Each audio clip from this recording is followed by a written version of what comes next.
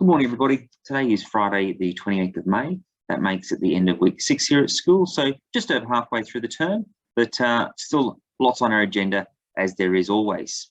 The big ticket items for this week, of course, were Wednesday, which was the anniversary of the apology to the stolen generation. And of course, our students are too young to remember that in person, but we do make sure that that's a focus area at school to really mark that significant event in Australian history. And what follows that day is National Reconciliation Week.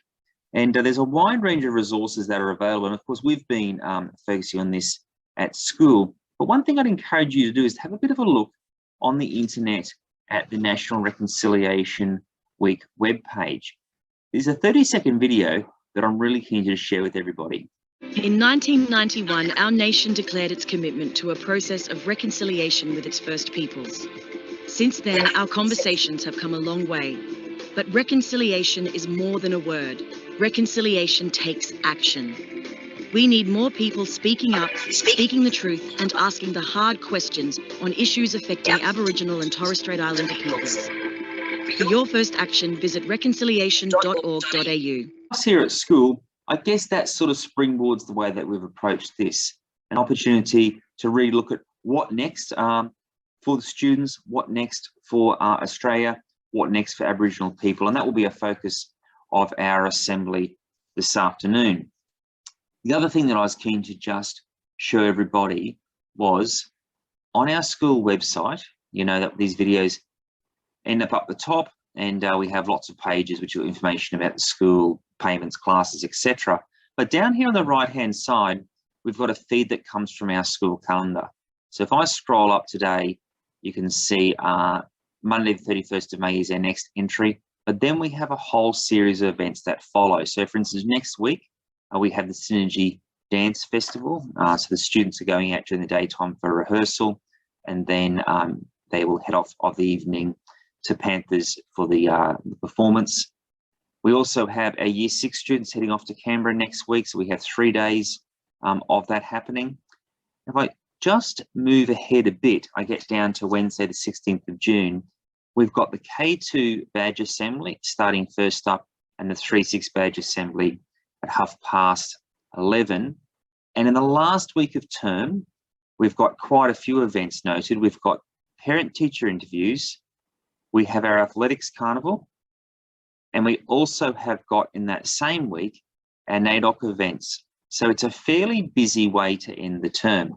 So I would encourage everybody to have a look around our website to just see what's going on and to keep yourself in the loop. And of course, if you miss these videos, you can go back and just have a look at them on the top of the website here. The other thing I was hoping to share with everybody was this report that I've got here. So at school, we can get data for pretty much anything. And there's this little package here I can click on, and I can see what attendance looks like at school. Now, we know that teacher quality is one of the most important things. In fact, is the most important thing to impact student outcomes. But you actually have to be at school to benefit from that teacher quality. So we have got a school target of increasing the amount of students who are here more than 90% of the time. Now, our target for this year is 66.33%. Now, at the moment, we're at 60.8%. Now, it is Friday morning. This data does actually update at the end of the day, and so it will get a little bit better as the day goes on. But I guess what I'm trying to really draw everybody's attention to is this table we've got down here. And you can see we've got Year 6 here on our left, and it goes through to Year 1 on the right. And generally speaking, the Year 6 students have the best attendance across our school, and our youngest students have the poorer attendance. Now, that's quite unusual.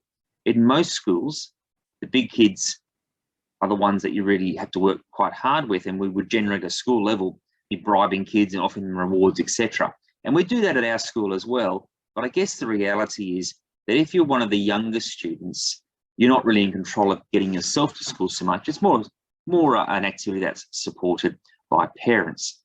So if we can ask for everybody's support, particularly around our younger students, but of course for all of the students would be fantastic. And there are some figures that we use in assemblies often. It doesn't take long before you can miss a whole year's schooling. There's only 200 days schooling in a year. And if you're missing you know, 5 or 6 days a term, well, it's not hard to do the math on that to work out that you can miss a year before you can leave primary school if you're not too careful. So if everybody can help out with that, that would be just fantastic. Other than that, it has been a reasonably quiet week here at school, and we're expecting next week to be similarly quiet.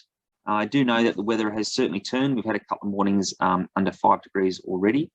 So if your children don't have jumpers, they've lost them, or you would like a bit of support, just approach the office, let us know, and we'd be more than happy to help everybody out. But from all of us here at Lethbridge Park, have a fantastic weekend, and we'll catch up with you next week.